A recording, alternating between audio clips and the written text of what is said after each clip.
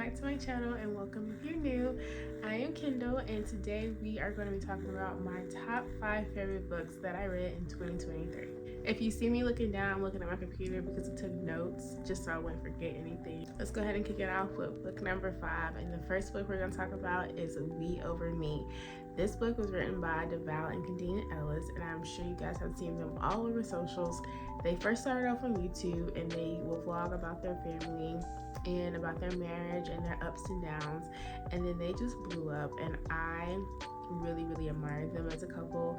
I love their story. So they wrote a book about how it all started, what happened. They talked about the ups, the downs of their relationships, of their marriage, and just gave genuine advice for people who are either seeking a relationship or are in a marriage, or currently wanting to become a fiance or a wife or a husband, things like that. And I genuinely just love this book. I love their story and I just love their family. This book, I did listen to it on Audible, and it was only, I think, 6 hours to listen to it, so it wasn't bad. I listened to it in a day, honestly, because it was just so good. And they are the narrators of their book. I really love that I got to hear them actually reading the book, because I also listened to their podcast as well. So it was just a really great book. So if you haven't listened to it or haven't read it, go check it out. I will link all the books I talk about today in my description box for you to go check out. Are you team manuscript or team letter? And if you know, then you know. The next book we're talking about is Verity. This book took me on a roller coaster ride of emotions the entire time I was reading it. It is a very dark book. So if you're not into dark genres, I don't recommend it. But if you are, I do recommend it. It was really good to me.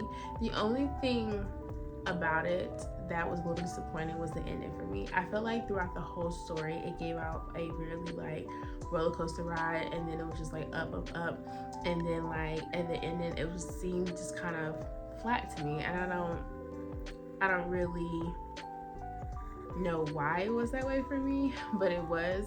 I guess because I was expecting something different at the end, and you have to let me know if you read it, if you were expecting something different at the end as well, because that's just the vibe that it gave for me when I was reading it. But the book overall throughout was really good. But like I said, if you're not into dark, don't read it, okay? The next 3 books I read are by the same author, and the author is Frida McFadden. And if you know, guys, then you know Big Frida, that's what I like to call her, is an amazing writer. I love her books. First Frida McFadden book that I read was The Inmate, and when I tell you that plot twist, I was not expecting it. Reading the book throughout, I just thought I knew what was gonna happen, and I was like, okay, this is kind of like an easy plot to figure out. Nope. That ending really took me by surprise, and the fact that they were just in her face the whole time and she had no clue the entire book. It was so good. So the last 2 books is a 2-part series. They are The Housemaid and The Housemaid Secrets. And The Housemaid Secret was my favorite one out of that series. The Housemaid and The Housemaid Secrets kept the same storyline and the same main character, which her name was Millie. And in each book, she was set up. That's the basic way I can explain it to you without giving anything away. She was set up in both books. But how she got out of it is what you have to read and to understand.